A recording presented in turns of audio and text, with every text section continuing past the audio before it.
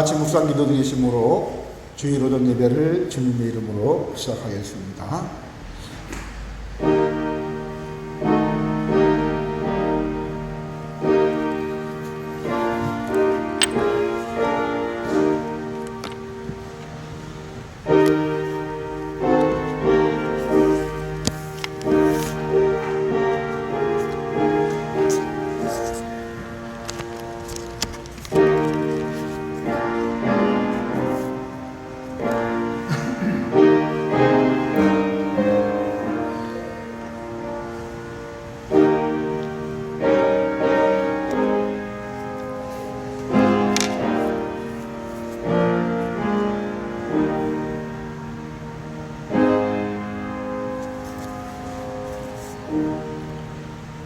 엘리야가 저에게 이르되 두려워 말고 가서 내 말대로 하려니와 먼저 그것으로 나를 위하여 작은 떡 하나를 만들어 내게로 가져오고 그 후에 너와 내 아들을 위하여 만들라.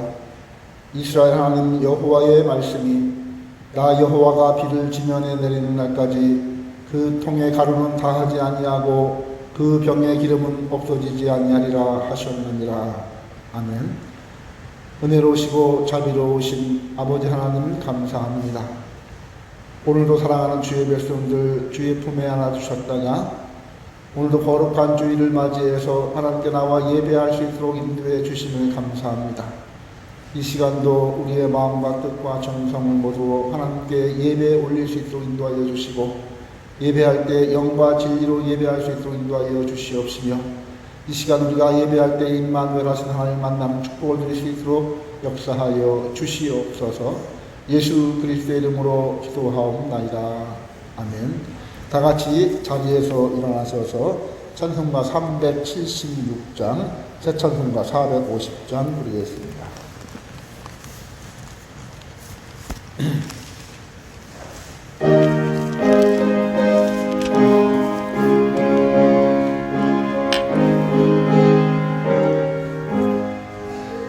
내 평생 소원이로는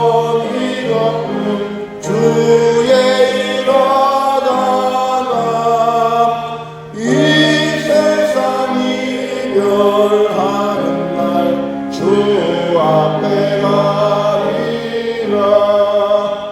꿈같이 헛된 세상이 귀할 것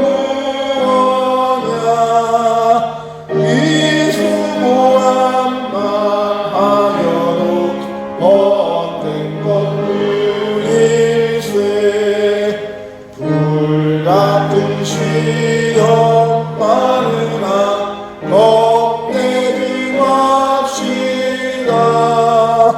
우주의 권능 그 신이 이기고 남겠네.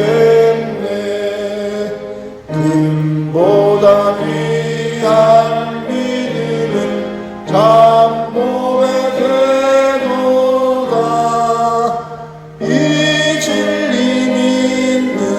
사람들 다 복을 받겠네. 살같이 빠른 관음을 주위에 아끼세. 몸과 마음을 바치고 힘써서 일하세.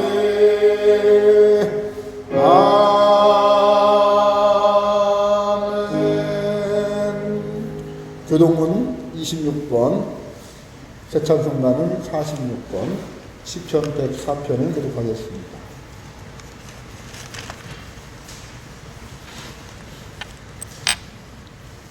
교동문 26번, 시편 104편을 기록하겠습니다. 내 영혼아 여호와를 송축하라. 여호와 나의 하나님이여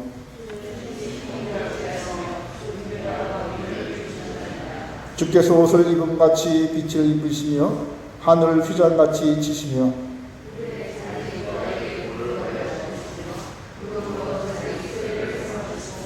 바람날개로 다니시며 바람으로 자기 사자를 삼으시며 화염으로 자기 사역자를 삼으시며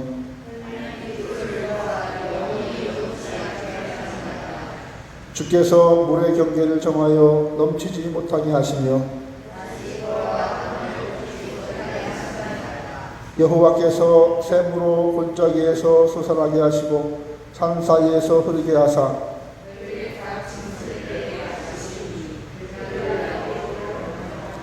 공중의 새들이 그 가에서 깃들이며 저가 그 누각에서 산에 물을 주시니 아멘. 사도신경으로 다 같이 우리의 신앙을 고백하겠습니다. 전능하사 천지를 만드신 하나님 아버지를 내가 믿사오며 그 외아들 우리 주 예수 그리스도를 믿사오니 이는 성령으로 잉태하사 동정녀 마리아에게 나시고 본디오 빌라도에게 고난을 받으사 십자가에 못 박혀 죽으시고 장사한 지 사흘 만에 죽은 자 가운데서 다시 살아나시며 하늘에 오르사 전능하신 하나님 우편에 앉아 계시다가 저리로서 산자와 죽은 자를 심판하러 오시리라.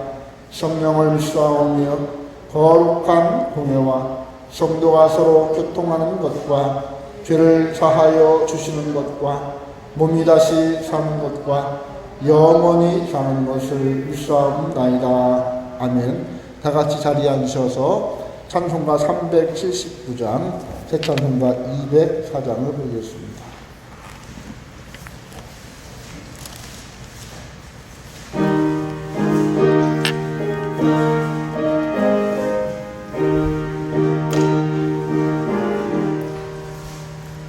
주의 말씀 듣고서 준행하는 자는 반석 위에 터닫고 집을 지은 같다. 비가 오고 물나며 바람 부딪혀도 반석 위에 세운 집 넘어지지 않네. 잘 짓고 잘 짓세 우리 집 잘 짓세. 만세 반석 위에가 네 집 잘 짓세. 주의 말씀 듣고도 행치 않는 자는 모래 위에 터닫고 집을 지은 같다. 비가 오고 물나며 바람 부딪힐 때 모래 위에 세운 집 크게 무너지네. 잘 짓고 잘 짓세 우리 집 잘 짓세. 만세 반석 위에가 우리 집 잘 짓세. 세상 모든 사람들 집을 짓는 자니 반석 위가 아니면 모래 위에 죽네. 우리 구주 오셔서 지은 삶을 줄 때 세운 권력 따라서 영영상을 주리. 잘 짓고 잘 짓세 우리 집 잘 짓세. 만세 반석 위에가 우리 집 잘 짓세. 아멘. 이 시간 다 같이 참여의 기도를 드리면 시간 갖겠습니다. 일주일간의 우리의 삶을 돌아보면서 하나님께 우리의 모든 죄를 고백하는 시간입니다. 하나님 성령께서 역사해 주셔서 우리의 죄를 생각나게 하시고 우리의 입술로 우리의 죄를 고백하여 하나님께 용서함 받고 이 시간 거룩한 마음으로 하나님 예배하는 시간 될 수 있도록 인도하여 주옵소서. 우리 다 같이 작은 소리로 하나님께 기도하겠습니다.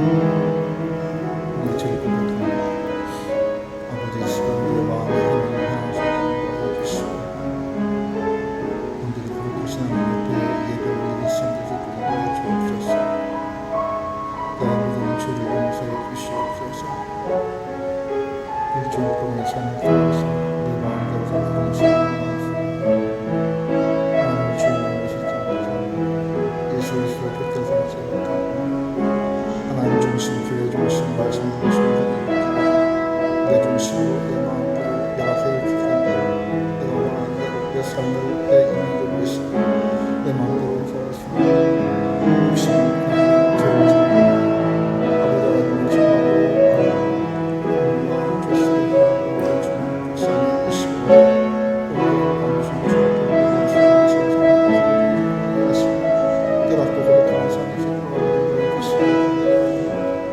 아버지가 정말로 죄수가 주님 불쌍히 하시고 아버지 아프게 했고 가족을 아프게 했고 아버지 하나님 우리 예수 아프게 했던 우리의 모든 죄까지 주옵소서.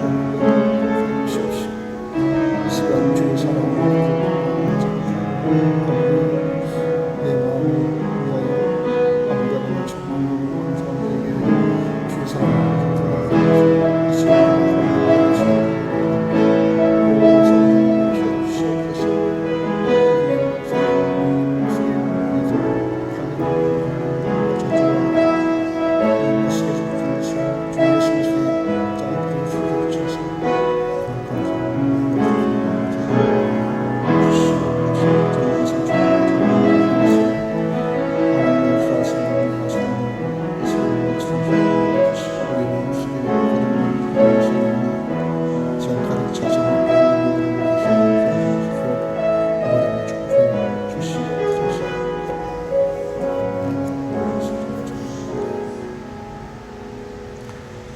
내가 진실로 진실로 너희에게 이르노니 내 말을 듣고 또 나 보내신 이를 믿는 자는 영생을 얻고 심판에 이르지 아니하나니 사망에서 생명으로 옮겼느니라.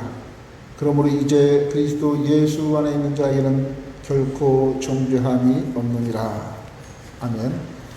하나님 아버지 감사합니다. 오늘도 사랑하는 주의 백성들 일주일 동안 품에 안아주셨다가 거룩한 주일을 맞이해서 하나님의 전에 나와 예배할 수 있도록 인도하여 주심을 참으로 감사합니다. 하나님 이 시간 사랑하는 주의 백성들 예배할 때에 성령께서 역사해 주셔서 저희를 안내해 주시고 이 시간 우리의 마음을 부드럽게 바꾸어 주셔서 하나님께 온전한 예배를 올려드릴 수 있도록 인도하여 주시옵시며 굳었던 우리의 마음을 녹여주셔서 예민한 마음이 되게 하여 주셔서 주의 은혜와 주의 말씀에 정말 민감한 반응을 보이며 하나님께 영광 돌리는 참으로 복된 시간이 될 수 있도록 아버지 도와주시기를 간절히 원합니다. 하나님 우리의 귀가 무뎌지지 않도록 하나님 우리의 귀에 주의 놀라신 성령의 역사가 나타날 수 있도록 인도하여 주시옵소서. 우리의 마음의 빗장을 열고 정말 마음의 문을 활짝 열고 아버지 주님의 은혜를 받아들일 수 있는 귀한 시간 될 수 있도록 아버지여 축복하여 주시옵소서. 하나님께서 우리를 사랑하시고 하나님께서 우리를 은혜 주시기를 원하시고 하나님 우리와 함께 하시기를 원하시는 아버지 그 하나님의 마음을 아는 시간 될 수 있도록 인도하여 주시어서 우리를 사랑하시고 은혜 주시기 원하는 그 주님과 깊이 만나는 축복의 시간 될 수 있도록 아버지 역사해 주시기를 간절히 원합니다. 그래서 주님과 함께하는 그 기쁨을 누리는 귀한 축복의 예배가 될 수 있도록 아버지 도와주시옵소서. 사랑하는 주의 백성들 일주일 동안 이 험한 세상에서 아버지 힘들고 어려운 삶을 보냈습니다. 하나님 아버지 저주의 마음을 주님 녹여주시고 위로하여 주시고 안위하여 주시기를 주여 소망합니다. 아버지 상처받는 영혼이 있다면 이 시간 주의 사랑으로 씻어주시고 깨끗하게 치유하여 주시기를 원하옵나이다. 아버지 하나님이여, 힘들고 어려운 여러 가지 많은 일 때문에 아버지 생각에 저들 마음에 고민이 있는 자들, 이 시간 예수께서 그 모든 고민과 문제를 해결해 주심으로 말미암아 아버지 깨끗하게 치유받고 건강하고 행복한 삶을 계속 영위해 나갈 수 있는 저희 삶이 될 수 있도록 아버지 축복하여 주시옵소서. 관계 때문에 힘들어하는 사람이 있습니까? 하나님 아버지, 얼그러지고 아버지 묶였던 모든 매듭을 주님 풀어주시어서 모든 관계가 주의 사랑으로 풀려지게 하시고 회복되게 하셔서 아름다운 사랑의 교제가 나눌 수 있도록 아버지 하나님 축복하여 주시기를 간절히 원합니다. 가정에 문제가 있습니까? 자녀 때문에 고통이 있습니까? 아버지 물질 때문에 어려움이 있습니까? 아버지 몸의 건강 때문에 힘듦이 있습니까? 오늘 이 시간 예배할 때에 전능하신 주님, 전지하신 주님, 우리를 사랑하신 주님께서 우리의 형편과 노고와 우리의 모든 것을 다 아시는 주님께서 이 시간 깨끗하게 해결해 주심으로 말미암아 아버지 성령의 충만한 삶을 살아갈 수 있도록 인도하여 주시고, 하나님이 하셨다는 그 증거를 가지고 살아갈 수 있도록 인도하여 주시며, 감사하는 마음을 가지고 살아갈 수 있도록 아버지 하나님을 축복하여 주시옵소서. 우리의 삶을 우리가 아버지 어떻게 할 수가 없습니다. 우리는 연약하고 부족한 존재임을 고백하게 하시고, 하나님께서 하시면 못 이루실 것이 없으므로 날마다 하나님을 의지하며 살아갈 수 있는 신명이 될 수 있도록 인도하여 주옵소서. 당장 우리의 눈에 보이지 않을지라도 아버지 하나님여, 정말 당장 우리의 기도가 응답되지 않을지라도 언젠가는 이루실 하나님의 그 은혜를 생각하며 하나님의 때에 반드시 응답하실 그 주님을 기대하며 날마다 주님 앞에 무릎 꿇고 기도하는 우리 심령들 될 수 있도록 아버지 도와주옵소서. 기도하되 난망치 말아야 될 것은 아버지 하나님, 그 과부의 기도가 들어진 것처럼 우리의 기도도 분명히 들어질 줄 믿사오니 하나님, 어느 때에 들으실지 알지 못하나 우리는 주님의 그 응답하심을 확인하며 소망하며 아버지 날마다 우리의 삶 속에서 기도하는 삶을 살아갈 수 있도록 아버지 하나님을 축복하여 주시옵소서. 날마다 주님과 교제하는 아름다운 믿음의 삶을 살아갈 수 있도록 아버지 하나님 역사해 주시옵소서. 우리가 살다가 주님을 잊어버릴 때가 많이 있습니다.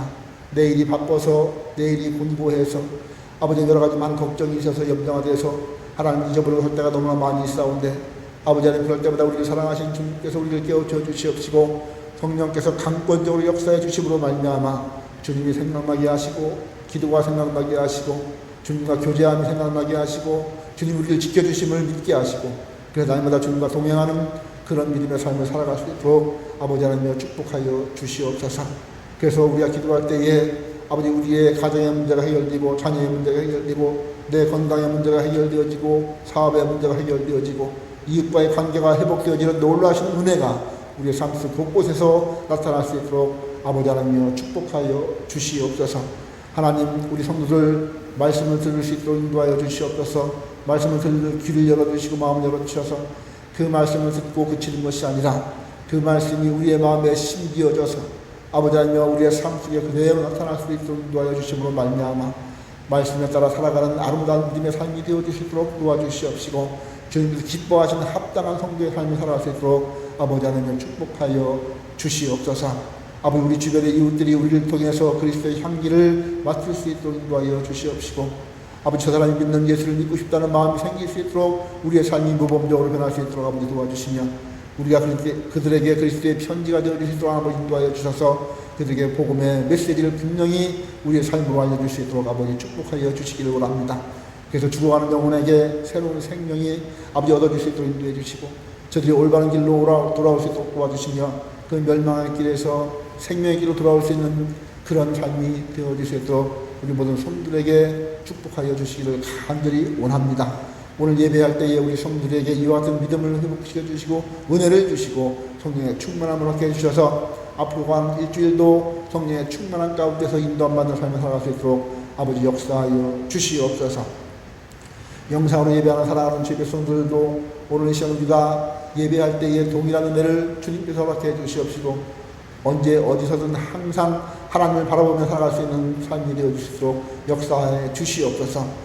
이 한국을 주님께서 보살펴 주시고 어려운 시기에 주님께서 특별히 보호하시는 인도하여 주심으로 말미암아 아버지 하나님 세계의 모범이 되는 나라가 될 수 있도록 인도하여 주시고 아름다운 하나님의 은총이 가득한 귀한 나라가 될 수 있도록 아버지 축복하여 주셔서 주님께서 우리에게 주신 촛대를 옮기지 아니하고 우리가 그 사명을 잘 감당하는 나라가 될 수 있도록 역사해 주시기 원하오며 이를 위해서 온 교회가 힘을 합하여 기도하고 하나님께 영광 돌리는 삶을 살아갈 수 있도록 아버지 축복하여 주시옵소서. 오늘도 예배할 때 모든 사람과 저주세요 나사렛 예수 그리스도의 이름으로 물리쳐 주시옵시고 성령께서만 역사하시고 행하신 귀한 축복의 시간이 되기를 원하옵고 우리 주 예수 그리스도의 이름으로 기도하옵나이다. 아멘.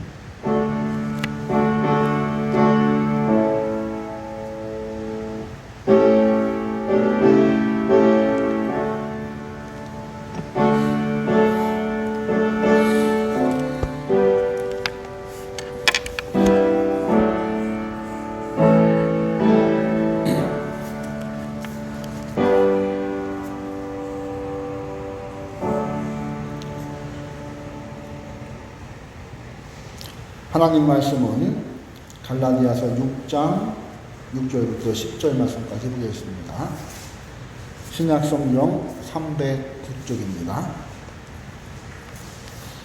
신약성경 309쪽 갈라디아서 6장 6절부터 10절 말씀입니다. 제가 여러분에게 봉독해 올리겠습니다. 가르침을 받는 자는 말씀을 가르친 자와 모든 좋은 것을 함께하라. 스스로 속이지 말라. 하나님은 만홀히 여김을 받지 아니하시나니 사람이 무엇으로 심든지 그대로 거두리라. 자기 육체를 위하여 심는 자는 육체로부터 썩어진 것을 거두고 성령을 위하여 심는 자는 성령으로부터 영생을 거두리라. 우리가 선을 행하되 낙심하지 말지니 피곤하지 아니하면 때가 이름에 거두리라. 그러므로 우리는 기회 있는 대로 모든 이에게 착한 일을 하되 더욱 믿음의 가정들에게 할지니라. 아멘. 찬송가 348장 새 찬송가 213장 부르시면서 드린 헌금을 강단으로 공헌하도록 하겠습니다.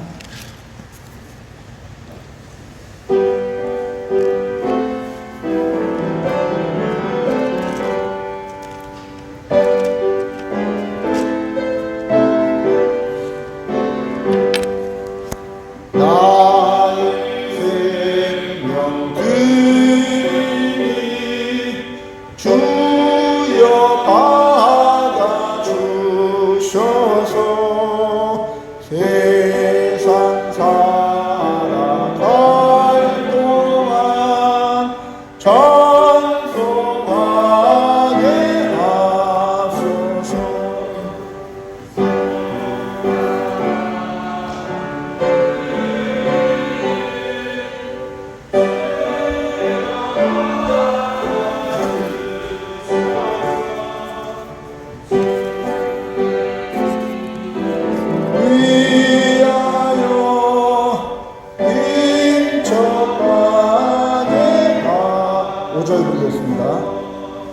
나의 시간 드리니 주여 받아주셔서 평생토록 주 위에 봉사하게 하소서.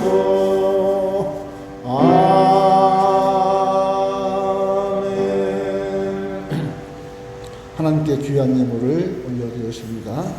10의 1조 하나님께 드렸습니다. 감사헌금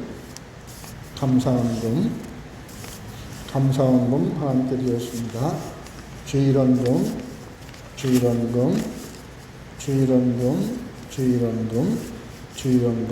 드렸습니다. 기도하겠습니다. 하나님 아버지 감사합니다. 오늘 사랑하는 주의 백성들 주님의 귀한 전에 올라올 때에 하나님께 귀한 예물을 구별해서 정성껏 올립니다. 하나님 이 예물을 주님 받아주시기를 원합니다. 하나님 10의 1조를 하나님께 드립니다. 우리에게 소득을 주신 하나님께 감사하며 나의 주신 모든 소득이 하나님의 것임을 고백하는 신앙 고백으로 되었사오니 하나님 이의 10의 1조를 주님 기쁘시게 받으시고 저의 전부를 바친 것처럼 축복하여 주시옵시되 하나님 또 많은 것으로 드릴 수 있는 확장의 복을 허락해 주시고 많은 사람들이 인정받을 수 있는 아름다운 믿음의 삶을 살아갈 수 있도록 도와주시며 물질과 마음과 정성을 드리는 참으로 헌신된 사람이 될 수 있도록 인도하여 주셔서 하나님께 합당하다 인정받는 귀한 삶을 살아갈 수 있도록 축복하여 주시옵소서. 감사의 예물을 올려드렸습니다. 아버지 하나님이여, 우리의 삶이 힘들고 어려울지라도 날마다 하나님 함께 하심에 감사하는 마음을 가질 수 있도록 도와주시고, 그 감사한 마음을 담아 주님께 예물드리는 사랑하는 주의 백성들 축복하여 주시고, 이 예물을 안수하여 주시며 더 기쁨과 감사가 넘치는 아름다운 삶을 살아갈 수 있도록 아버지 하나님이여 축복하여 주시옵소서. 주의 이름 부름을 드렸습니다.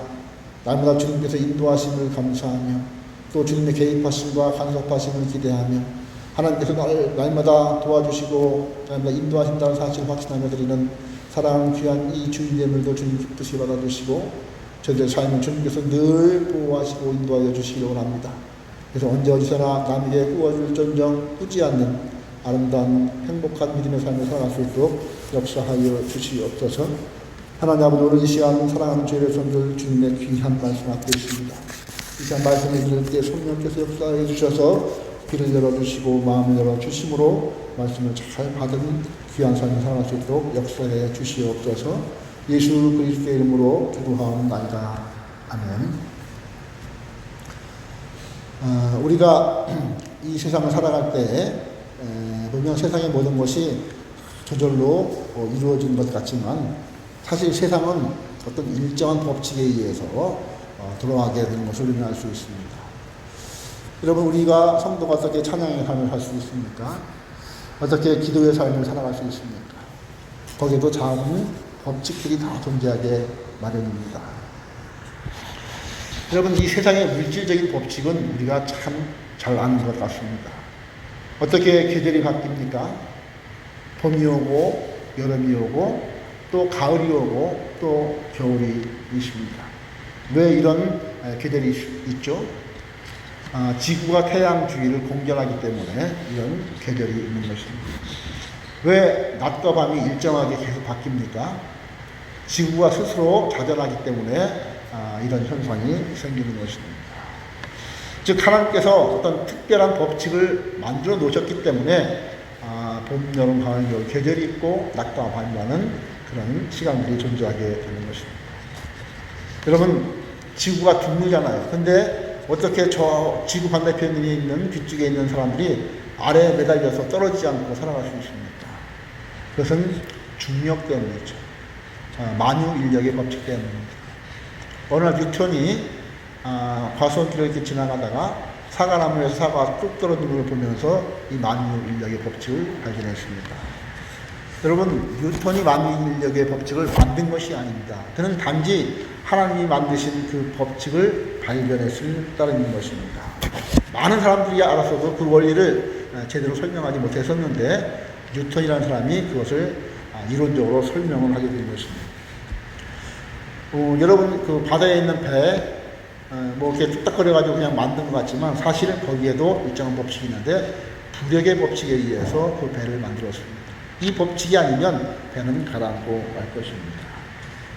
길거리에 많은 자동차들도 그냥 이렇게 다니는 것 같지만 사실은 수많은 법칙이 거기에 적용이 되어 있습니다. 작용과 반작용의 법칙, 뭐 관성의 법칙, 뭐 여러 가지 원리들이 적용되어서 자동차를 만들고 설계했기 때문에 별 무리 없이 우리가 자동차를 운전하면서 다닐 수가 있게 되는 것입니다. 자, 그렇다면 이런 법칙은 누가 만들었습니까? 이런 자연적인 모든 법칙들, 물리적인 모든 법칙들은 하나님께서 다 설계하시고 다 만드신 것입니다. 그러니까 이 법칙들은 우리가 불편하다고 해서 뭐 그만두거나 내팽개치거나 바꿀 수 있는 것이 아니라는 것입니다. 그러므로 우리는 이런 하나님이 만드신 법칙에 순응하는 것이 우리의 삶에 굉장히 편리하고 도움이 되는 것입니다. 만약 그것을 거스르고 대적하게 되면 우리에게는 불행이 찾아올 수밖에 없는 것입니다. 우리는 어릴 때부터 이런 물질적이고 과학적인 법칙들을 뭐 학교를 통해서 이렇게 배워서 잘 알고 있습니다. 그러나 오늘날 우리 그리스도인들 중에는 영적인 세계, 도덕적인 세계에서도 이 역시 하나님의 법칙이 관장하고 있음을 알고 그것을 적용하고 깨닫고 그것을 삶에 그대로 적용하고 사는 사람들은 그렇게 많지를 않습니다. 하나님은 보이지 않는 법칙, 물질적인 법칙뿐만 아니라 영적인 법칙, 이 세상 중에서 이 우주를 움직이고 있는 그 영적인 모든 법칙도 하나님께서 치밀하게 만드셨다는 것을, 그리고 그 법칙에 따라서 섭리에 따라서 이 땅을 운행하신다는 것을 우리는 기억을 해야 될 것입니다. 성경에서 그 하나님의 법칙 가운데 하나가 선포되고 있는데 그것이 무엇이냐면 죄를 지은 자는 반드시 죽는다라는 법칙입니다. 이것은 하나님께서 만드신 법칙인 것이죠.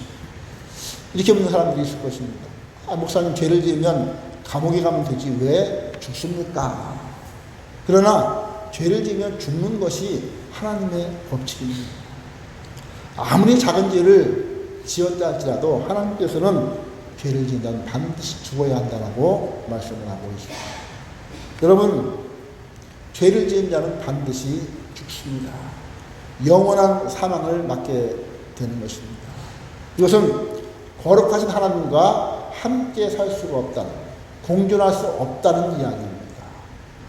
다시 말하면 하나님과 영원히 분리되어서 살아야 한다는 것입니다. 여러분, 죽는다는 것의 의미는 분리를 나타내는 것입니다. 소멸되는 것을 말하는 것이 아니죠. 그래서 예수 믿는 자는 하나님과 함께 영원히 천국에서 살아야 되는 것이고, 그렇지 못한 사람도 영원히 멸망의 터에서 살 수밖에 없는 것이죠. 이것이 죽음이라는 것입니다. 자, 그렇다면 이 죄 지은 자가 하나님과 영원히 분리되는 이 죽음을 어떻게 면할 수 있겠습니까? 어떻게 죄의 형벌에 이 죽음을 면할 수 있겠습니까? 사람들은 자기 행위로 가능하다고 이야기를 합니다. 도덕적으로 선행하면서 깨끗하게 착하게 살면 나는 천당에 갈 수 있다라고 이렇게 생각을 합니다. 또 많은 종교인들이 종교 생활을 잘 하면, 율법적으로 잘 살면 이 죄의 형벌을 면할 수 있다고 생각을 또 합니다. 그러나 성경은 그렇게 말하지 않습니다. 성경은 이 죄의 형벌을 면하는 길을 오직 한 가지, 오직 믿음으로만 가능하다라고 분명히 말씀하고 있습니다. 우리 주 예수 그리스도를 믿는 그 믿음으로만 이 죄의 형벌을 면할 수가 있게 되는 것입니다. 자, 그러면 그 법칙은 또 누가 세웠습니까? 그 법칙 또한 하나님께서 세우신 것입니다. 우리가 뭐라고 말할 수가 없는 거예요. 그리고 이런 법칙은 성경에 참 많이 나타나 있습니다. 여러분, 많은 법칙이 있습니다. 영적인 법칙인 것입니다. 이 영적인 법칙은 세상의 물질적인 법칙과도 훨씬 더 우리의 운명을 좌우하는 그런 법칙들입니다. 사도 바울은 오늘 갈라디아서 6장의 이 마지막 부분에 그리스도인들이 기억해야 될 영적인 법칙 가운데 정말 중요한 한 가지를 우리에게 제시해주고 있습니다. 여러분, 이 말씀을 꼭 기억해야 됩니다. 7절입니다. 스스로 속이지 말라. 하나님은 만물의 여김을 받지 아니하시나니 사람이 무엇으로 심든지 그대로 거두리라. 사도 바울은 우리에게 주는 이 하나님의 영적인 법칙이 무엇이라고 말합니까? 사람이 무엇으로 심든지 그대로 거둔다라고 말하고 있습니다. 사도 바울은 지금까지 갈라디아에서 율법이 아닌 은혜에 대해서 계속해서 우리에게 설교를 했습니다. 우리가 율법이 아닌 은혜로 살아야 한다고 계속 강조하고 있습니다. 그런데 은혜를 잘못 받은 사람들이 이 은혜를 방종으로 잘못 생각을 하고 있는 것입니다. 이제는 내 행위와는 아무런 상관이 없구나. 내가 구원받는 것은 내 행위와는 상관없이 예수 그리스도의 그 십자가 때문이구나 라고 생각하면서, 야, 그렇다면 이제 내 마음대로 살아도 되겠구나.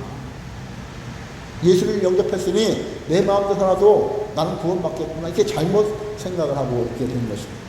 그래서 오늘 바울은 결코 그렇지 않다라는 사실을 우리에게 말하고 있는 것입니다. 사도 바울은 오늘 하나님의 이 보편적인 영적인 법칙, 이 우주와 이 영적인 세계와 이 도덕적인 세계를 다스리는 한 가지 법칙을 들어서 그 질문에 대답합니다. 그것이 무엇이냐면 바로 심음과 거둠의 법칙입니다. 사람이 무엇으로 심든지 그대로 거두리라. 사도 바울은 이 법칙을 아주 쉽게 설명하고 있습니다. 심음과 거둠이라고 생각하면 우리는 보통 농사를 생각할 수가 있겠습니다. 그러나 여기에서 말씀하고 있는 것은 농사가 아니라 단지 농사에 비유를 하는 말씀을 하고 있는 것 뿐이라는 것입니다. 여러분, 농사 짓는 장면을 한번 이렇게 떠올려 보시기 바랍니다. 농부가 추수하기를 원한다면 반드시 해야 할 것이 있는데 그것이 무엇입니까? 심어야 되는 것이죠. 만일 누가 심지도 않고 추수하기를 원한다면 사람은 코웃음치고 말도 안 되는 소리라고 이야기를 할 것입니다. 그뿐만 아니라 추수의 질과 종류 역시 씨 뿌리기에 달려있는 것입니다. 그래서 콩을 심으면 반드시 콩을 추수하게 되죠. 그래서 우리나라 속담에 콩 심은 데 콩나고 팥 심은 데 팥난다라는 것입니다. 이건 역시 하나님의 법칙을 어느 현자가 발견을 한 것이죠. 좋은 것을 심으면 좋은 것을 수확하고 나쁜 것을 심으면 나쁜 것을 수확하게 되는 것입니다. 이것이 바로 농사의 법칙입니다. 그러므로 농사의 법칙을 한마디로 말하면 심음과 거둠의 법칙이라고 말할 수가 있습니다. 자, 그런데 사도 바울이 말하고 있는 것은 이 농사의 법칙에 대해서 설명하는 것이 아닙니다. 이와 같이 즉 농사의 법칙과 마찬가지로 영적인 세계에서도 똑같이 심은 대로 거두게 된다는 것을 이야기하고 있는 것입니다. 사람이 무엇으로 심든지 그대로 거두리라. 그래서 욥은 이렇게 고백합니다. 욥기 4장 8절에 보니까 내가 보건대 악을 밭갈고 독을 뿌리는 자는 그대로 거두리니. 심은 대로 거둔다고 욥도 고백하고 있는 것입니다. 여러분 호세아서 여러분 잘 알죠? 호세아는 이스라엘 백성들의 타락함을 보고 이렇게 얘기합니다. 호세아 8장 7절에 보니까 그들이 바람을 심고 광풍을 거둘 것이라.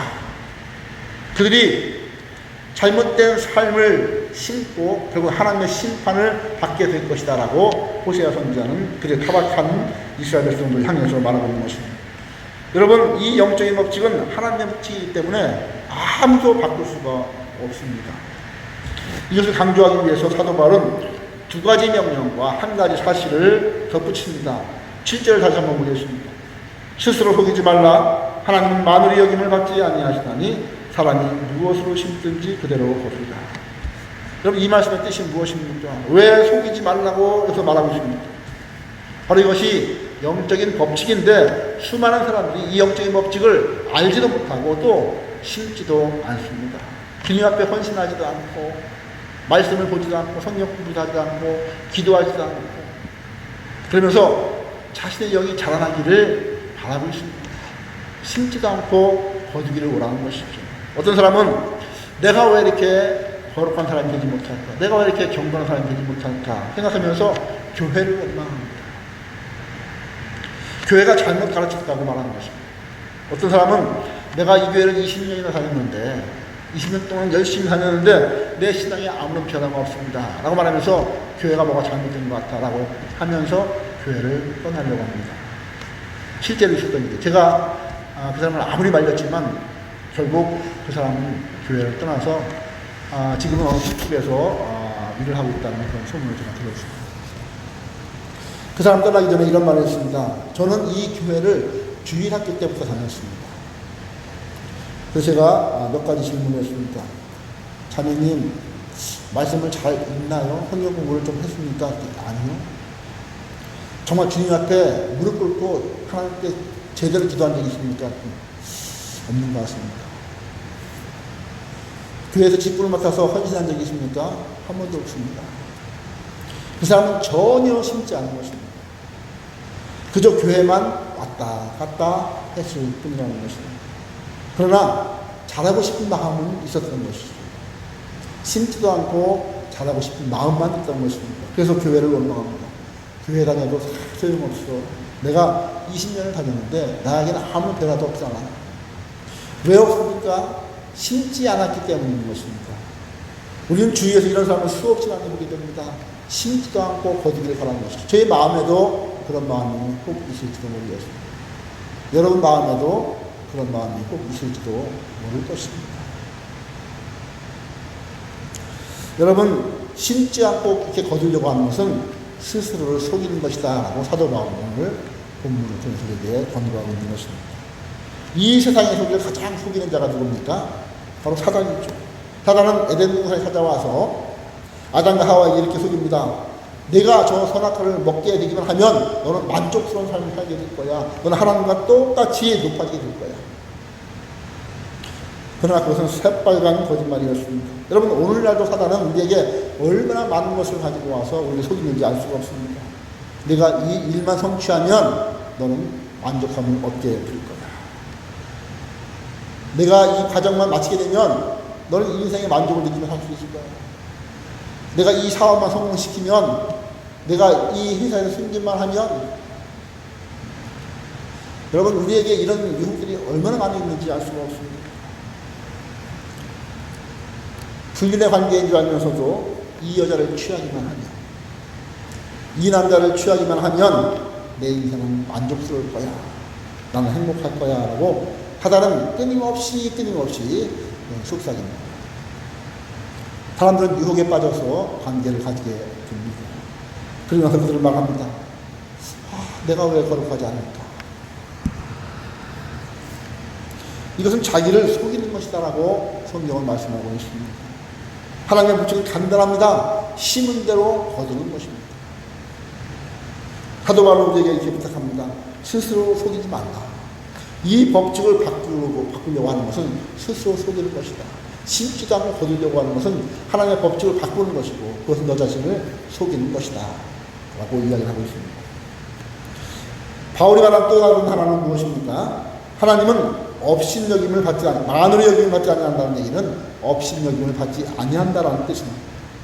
업신여김을 받는다는 것은 무슨 뜻입니까? 이 업신여김이라는 것은 미쿠데리조라는 헬라어인데, 이 단어는 손가락을 코를 길어서 줄창고 그렇게 만든 것입니다. 이게 뭐냐면, 예전에 우리나라에서는 다른 사람 놀리려면 어떻게 합니까? 이렇게 대고서 막 하면서 막 놀리죠. 용용 죽겠지 하면서 놀리죠. 서양 사람들은 똑같이 이렇게 들창고를 만들면서 놀리는 것이 그의 풍습이에요. 바로 그 이야기입니다. 업신여긴다는 뜻입니다. 다시 말하면 업신여긴다는 이 말은, 만으로 여긴다는 이 말은 하나님을 조롱하는 것이다 라고 말하는 것입니다. 하나님에게 당신 바보야 라고 이렇게 말하는 것입니다. 그런데 바울은 우리가 어떻게 하나님을 업신여기고 조롱할 수 있겠느냐라고 말하고 있는 것입니다. 여러분, 교회 다니는 사람들은 한 번도 내가 하나님을 업신여기거나 하나님을 조롱한 적이 없습니다 라고 말할지 모르겠습니다. 그러나 성경은 심지도 않고 거두려고 한다면, 악한 것을 심어놓고 좋은 것을 거두려고 한다면 그것이 바로 하나님을 조롱하는 것이다, 만으로 여긴 것이다, 업신여긴 것이다 라고 말하고 있는 것입니다. 하나님의 영적인 법칙을 무시해버리는 것, 아무것도 심지 않고 거두려고 하는 것, 나쁜 것을 심어놓고 선한 것을 거두려고 하는 것, 바로 이것이 하나님을 조롱하는 것이고 하나님을 업신여기는 것입니다. 여러분, 우리가 어떻게 행복한 그리스도인의 삶을 살 수 있습니까? 그것은 바로 하나님이 세우신 이 영적인 법칙에 순응하며 사는 것 뿐이라는 것입니다. 그래서 사도 바울은 하나님이 세우신 이 영적인 법칙에 우리 그리스도인이 순응을 해야 한다라고 이렇게 권고하고 있습니다. 그리고 어떻게 하는 것이 순응하는 것인지, 도대체 어느 부분에서 우리가 이 말씀을 적용하며 살아야 할 것인지를 구체적으로 세 가지를 들어서 오늘 본문을 설명하고 있습니다. 이것이 오늘 본문의 내용인데, 이것이 정말 길기 때문에 오늘은 그 중에 한 가지 가장 중요한 내용을 말씀드리겠습니다. 여러분, 6절을 한번 보시기 바랍니다. 가르침을 받는 자는 말씀을 가르치는 자와 모든 좋은 것을 함께 하라, 이렇게 말씀하고 있습니다. 첫 번째는 말씀을 가르치는 자를 위해서 좋은 것을 심으라고 명령하십니다. 성경은 종종 성도들에게 지도자와의 관계를 아름답게 유지하라고 권면한 적이 굉장히 많습니다. 그 이유는 목사라든가 말씀을 가르치는 지도자가 성도들보다 신분적으로 높은 위치에 있기 때문이 아닙니다. 구약시대 제사장은 하나님과 성도 사이에 위치해 있었습니다. 제사장은 항상 백성보다 높은 위치에 있었습니다. 그러나 신약시대에 와서는 이것이 완전히 허물어지고 바뀌었습니다. 만인 제사장이 된 것입니다. 제가 강단에서 설교하는 목회자일지라도 성도들보다 결코 높지를 않습니다. 저와 여러분은 똑같은 자리에 있습니다. 저도 성도고 여러분도 성도고, 직분이 목사하고 집사하고 그럴 뿐입니다. 머리이신 주님이시고 우리는 똑같은 다 지체인 것입니다. 여러분, 그래서 우리는 머리 되신 주님을 똑같이 다 따라가면서 섬기면 되는 것입니다. 그러나 우리가 똑같은 신분이지만, 그러나 직분에는 차이가 있다, 기능에는 차이가 있다라고 성경은 말씀하고 있습니다. 왜 말씀을 가르치는 자와 성도가 좋은 관계를 유지해야 됩니까? 성경은 말씀을 가르치는 자가 신분적으로 높기 때문이 아니라 말씀을 가르치는 자의 그 역할이 너무나 중요하기 때문이다라고 말씀하고 있습니다. 여러분, 어떻게 하면 우리가 신앙생활 잘 할 수 있습니까? 무엇보다 중요한 것은 하나님의 말씀을 잘 배워야 합니다. 이 말씀을 잘 배워서 우리의 마음에 심기가 되고 그 말씀대로 살아야 되는 것이 가장 중요한 신앙의 원리라는 것입니다. 우리의 신앙이 잘 성장하기 위해서 필요한 것은 참 많겠지만 무엇보다 가장 중요한 것은 하나님의 말씀을 잘 배우는 것입니다. 교회를 한번 잘 관찰해 보십시오. 어떤 교회가 좋은 교회입니까? 말씀이 살아있는 교회, 강단이 살아있는 교회가 좋은 교회입니다. 성도가 열심히 성경 공부하고 기도를 하고 헌신하는 교회, 그것이 바로 좋은 교회이죠. 교회 역사를 살펴보면 사도행전에 나와 있지만 말씀과 그리고 말씀이 성화하는 게 흥화하는 그런 데가 부흥과 회복이 반드시 일어난다는 것을 우리가 알 수 있습니다. 하나님의 말씀이 일어나는 것은 반드시 부흥이 온다는 것은 어렵지 않게 볼 수가 있죠. 그러므로 오늘 본면은 말씀을 가르치는 자들이 그 말씀을 잘 가르칠 수 있도록 가르침을 받는 자는 그를 도우라라고 말하는 것입니다. 좋은 것을 함께하라. 사도 바울은 좋은 것이 무엇인지를 구체적으로 말하지 않았습니다. 물론 좋은 것은 가장 좋은 것은 하나님의 말씀이겠죠. 근데 그 가르치는 자와 좋은 것을 함께하라. 그러나 우리는 이 좋은 것이 무엇인지 분명히 말하지 않았지만 유추해 볼 수는 있습니다. 교회의 사역자들이, 목회자들이 말씀을 잘 가르칠 수 있도록 성도는 그에게 좋은 것을 심어야 한다는 것입니다.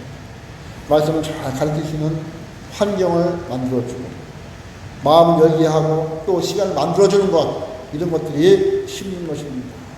그렇게 말씀을 가르치는 자들을 위해서 심을 때 하나님의 좋은 말씀을 들을 수가 있는 것이고 그 말씀으로 인해 우리의 심령 속에 참다운 부흥과 회복이 일어날 수 있게 되는 것입니다. 이것은 상당히 중요한 이야기입니다. 목회자들이 모이면 재미있는 이야기를 참 많이 하는데 이런 이야기를 또 합니다. 목회의 종류를 두 가지로 나누는데 하나는 발로 하는 목회고 하나는 엉덩이로 하는 목회다라고 이렇게 이야기를 합니다. 발로 했던 목회는 과거에 굉장히 유행했던 그런 목회이고 오늘날 성경적으로 하는 목회는 엉덩이로 하는 목회다라고 말합니다. 발로 하는 목회는 여러분 아시죠? 신방하는 것입니다. 신방을 함으로써 목회를 잘 하는 분들이 많이 있습니다. 성도들의 그런 어려운 점을 토닥이고 만져주면서 과거에는 이 신방 목회가 굉장히 중요했습니다. 그래서 무슨 일이 있으면 바로바로 신방을 하고 성도를 다스립니다. 예전에는 참 성들이 신방하는 것을 굉장히 좋아했는데 요즘은 성들이 신방하는 것을 꺼려하는 것이 굉장히 좀 많이 있어요. 시대가 많이 좀 바뀌었죠. 그래서 과거에는 신방만 잘해도 교회가 독립했습니다. 그러나 성경을 깊이 연구하는 오늘날의 신학자들은 신방도 굉장히 중요합니다. 굉장히 중요하지만 목회자들이 해야 될 가운데 가장 중요한 것이 신방이 되어서는 안 된다는 것입니다. 이 신방이 주가 되어서는 안 된다라고 말합니다. 성경을 깊이 읽어보면 목회자가 첫째로 해야 될 일은 말씀을 가르치는 일입니다. 예수님께서도 회당에서 가르치시며 첫 번째로 하신 일이 가르치시는 것입니다. 말씀을 깊이 연구하고 기도하면서 그 말씀을 마음에 새기고 말씀을 선포하는 자가 먼저 그 말씀에 은혜를 받고 그리고 은혜 받은 말씀을 성도들에게 전하는 것입니다. 여러분, 이것이 바로 목회자가 우선적으로 해야 될 일이라는 것이죠. 그래서 엉덩이로 하는 목회는 책상에 앉아서 연구하고 기도하는 그런 목회라는 것입니다. 제가 목회를 하면서 처음에는 설교를 제가 혼자 책을 읽고 연구하면서 하는 것으로 알았습니다. 근데 해가 갈수록 그렇지 않다는 것을 깨닫습니다. 말씀을 준비하고 그리고 성경을 가르치는 일이 성도들과 반드시 연관되어 있다는 사실을 점점 깊이 느낍니다. 예배하는 시간에 설교를 하는 목사들 위해서 그냥 중보기도 팀을 뽑아서 그냥 일주일 동안 기도하는 팀도 풍부에 있다고 이렇게 말합니다.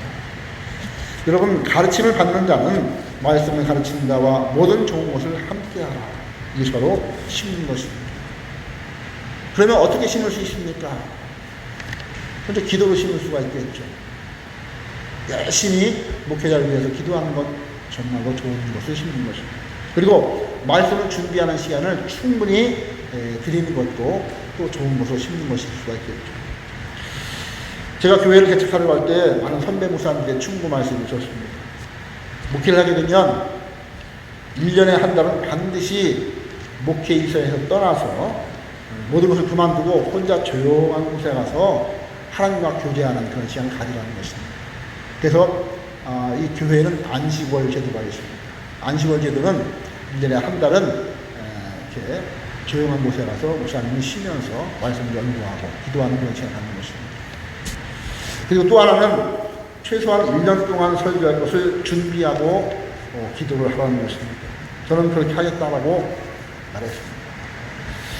그리고 부목사 시절에 저는 그 모세오경 강해를 창세기, 출애굽기, 민수기, 신명기 5권의 책을 강해를 완전히 다 마스터해놨습니다. 이것은 3년 이상을 강의할 수 있는 그런 분량의 설교 원고지. 그러나 1년에 한 달 조용한 곳에 가서 하나님과만 교제하는 그런 시간을 갖는 것은 지금껏 한 번도 하지를 못하고 있습니다. 물론 교회 사정이 그렇다는 핑계를 댈 수도 있을 것입니다. 그래서 요즘은 제 스스로도 갈증을 좀 많이 느끼고 있습니다. 말씀을 준비하는데 점점 자신이 없어지기도 하고 또 힘을 잃어버리기도 합니다. 그래서 한 달을 고사하고 단 며칠이라도 몇 주라도 나 자신을 돌아보면서 하나님과 깊이 교제하는 시간을 가져야 된다라는 그런 생각을 요즘 좀 갖기도 합니다. 목회를 하다 보면 참 교회의 어려운 일들을 많이 접하게 됩니다. 어려운 소식들은 목회자들에게 금방금방 이렇게 들어옵니다. 저는 사실 여러분이 보기에는 굉장히 지금 이렇게 원만한 성격 같지만 굉장히 예민한 성격을 가지고 있습니다. 그래서 누가 좀 어려움이 있다고 하면 밤에 잠을 잘 못 잡니다. 또 저에게 억울한 일이 닥쳐도 밤에 잠을 잘 못 자는 그런 예민한 성격이 있습니다. 그래서 목회자를 만나면 이런 여러 가지 문제에 대해서 이렇게 이야기를 좀 나눕니다. 그래서 목사님이 저에게 뭐라고 하냐면 목사님 좀 프로가 되세요라고 이렇게 이야기합니다. 이 말이 무슨 말이냐면 성도의 어려움이라든지 교회의 어려움이 있으면 그것은 하나님께 기도하는 게 빨리 잊어버리라고 그냥 잊어버리려고 노력을 하라는 것입니다. 다시 말하면 하나님께 기도하고 하나님께 모든 걸 다 맡기라는 것입니다. 그리고 잊어버리고 목회에 전념을 하는 것이죠. 근데 사실 여러분 그것이 잘 됩니까? 저는 잘 되기도 합니다.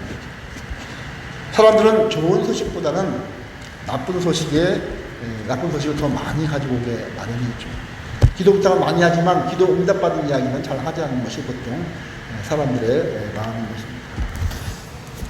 사도 바울은 오늘 좋은 것을 함께 해야 된다고 말씀하고 있습니다. 여러분들이 정말 좋은 것을 함께하는 그런 삶을 살아야 한다고 말씀하고 있는 것이죠. 말씀을 가르치는 자가 말씀을 받는 자보다 중요해서가 아니라 하나님의 말씀이 중요하기 때문에. 그래서 저는 강대상에 올라와서 말씀을 전하기 전에는 정말 누구와 이렇게 대화하는 것도 쉽습니다. 정말 꺼립니다. 왜냐하면 강대상을 설교하기 전에 이상한 말을 듣게 되면 그것이 마음에 담겨지고 설교에 굉장히 영향을 많이 받습니다. 그래서 목사님들이 10분 전에 와서 이렇게 기도하고 있는 이유는 뭐냐면 다른 모든 것들과 다 내려놓고 우리 말씀에 집중하기 위해서 이렇게 하는 것입니다. 말씀이 중요하기 때문에 가르치는 자에게 좋은 것을 심어야 한다는 것입니다. 여러분 우리가 어떻게 아름다운 그리스도의 삶을 살아갈 수 있겠습니까? 말씀을 가르치는 자를 향해서 정말로 좋은 것을 심으시기 바랍니다. 여러분 우리가 어떻게 올바른 그리스도의 삶을 살 수 있습니까? 다음 주에 2가지 더 이야기하겠지만 너무나 중요한 이야기가 또 있습니다. 정말 우리가 아름다운 그리스도의 삶을 살려면 어떻게 살아야 되겠습니까? 우리가 어떻게 풍성한 성령의 열매를 맺을 수 있겠습니까? 그것은 올바로 심어야 한다는 것입니다. 여러분 지금 혹시 내 인생의 열매, 그리고 내 가정의 열매, 내 인격의 열매, 내 신앙의 열매를 바라보면서 혹시 누군가를 원망하고 있지는 않습니까? 나는 왜 이렇게 잘하지 않을까? 우리 부부관계는 왜 이것밖에 되지 않을까? 내 자식은 왜 이렇게 삐뚤어졌을까? 다른 누구를 원망하기 전에 여러분 이런 질문 한번 해보시기 바랍니다. 지금까지 살아오는 동안 과연 나는 무엇을 심었는가? 내 자녀와 내 배우자와 내 신앙을 위해서 하루 24시간 가운데 내가 과연 얼마만큼의 시간을 심었는가? 하나님 주신 물질 가운데 내가 얼마나 많은 부분을 다른 사람을 위해서 하나님을 위해서 내가 사용하고 있었는가? 지금 이 순간도 하나님 앞에서 혹시 나는 하나님을 업신여기고 있지 않는가? 심지도 않고 거두려고 하고 있지 않는가? 혹시 나 스스로를 속이고 있지는 않는가. 세상을 위해서, 내 모든 정렬을 위해서, 내 유익을 위해서, 내 사업과 내 회사와 그리고 내 가정을 위해서는 정말로 엄청나게 나의 모든 걸 다 바치면서도 하나님을 위해서 그리고 내가 사랑하는 사람을 위해서는 정말 얼마나 아끼며 살아왔는가. 여러분 한번 곰곰이 생각을 해보시기 바랍니다. 여러분 언젠가 하나님께서 우리의 열매를 평가하실 날이 분명히 올 것입니다. 지금 여러분은 어떤 열매를 맺고 있습니까? 혹시 여러분이 맺은 열매가 불만족스럽습니까? 그러면 오늘 하나님의 영적인 법칙에 다시 한번 귀를 기울이시기 바랍니다. 그 가운데 하나가 말씀을 가르친 자와 좋은 것을 함께하라고 말씀하십니다. 그리고 그 뒤에 말씀하시기를 사람이 무엇으로 심든지 그대로 거두리라. 여러분 이 말씀을 꼭 기억하시기 바랍니다. 기도하겠습니다. 하나님 아버지, 세상 모든 우주의 법칙에는 하나님의 법칙이 일정하게 존재하는데 우리가 이 하나님의 법칙을 알면서도 스스로 속일 때가 얼마나 많은지 알 수가 없습니다. 사람이 무엇으로 심든지 그대로 거둔다고 분명히 말씀하고 있는데 나는 심지도 않으면서 거두려고 할 때가 얼마나 많은지, 그것이 바로 하나님을 만으로 여기는 것이고 하나님을 속이는 것이라고 오늘 성경은 우리를 권고하고 있습니다. 하나님 아버지, 이 시간 우리의 삶을 돌아볼 수 있게 도와주시고 이제는 하나님 앞에 온전하게 심을 수 있는 자가 될 수 있도록 도와주셔서 마지막 날에 온전한 거듭이 있는 그런 아름다운 신앙의 열매를 맺을 수 있도록 축복하여 주시옵소서. 예수 그리스도의 이름으로 기도하옵나이다. 아멘. 여러분 특별한 광고가 없습니다. 여러분 어쨌든 코로나 조심하시고 건강하시기 바랍니다. 좌우 앞 살펴보시면 서로 인사하시기 바랍니다. 주님의 이름으로 사랑합니다.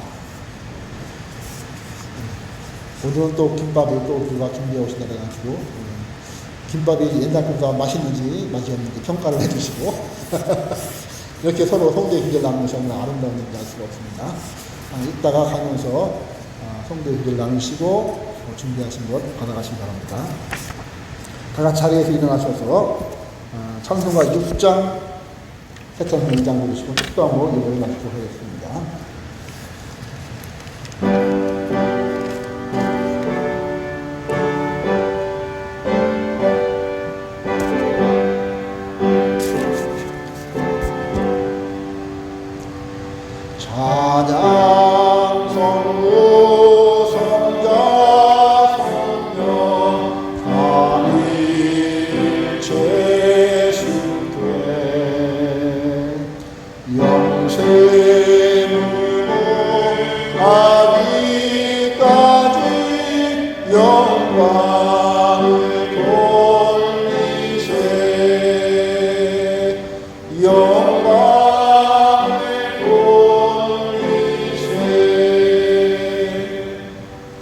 이제는 우리 주 예수 그리스도의 은혜와 하나님 아버지의 무한하신 사랑하심과 성령님의 교통하심, 무엇을 심든지 그대로 거두리라. 이 하나님의 법칙에 순응해서 좋은 것을 심기를 원하는 사랑하는 주의 백성들의 머리 위에와 저들 가정과 직장과 생업 위에 이제부터 영원토록 항상 함께 있을지어다. 아멘.